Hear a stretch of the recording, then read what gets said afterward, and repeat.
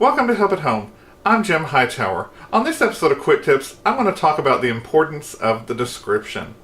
If you look in the description below, not the comments, but the description, I always list the ingredients of the recipe and give a little bit of a story or why it's a favorite or something.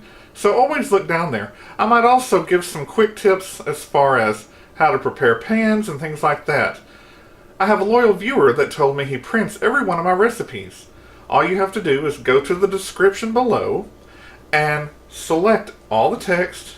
Then you can right click and maybe even print from there. If not, right click and copy and then paste it into your word processing program and print from there. Remember, you might find something there that I don't even mention. For example, in the Jellopalooza show, I put a link to an archive that had literally seemed like hundreds of old Jello brochures that you could look at recipes and things like that. So you never know when I'm just going to throw in a bonus. So check out the description. I don't get anything for it, but there you go. And since I'm going to type up the recipes anyway, you might as well just print them right off.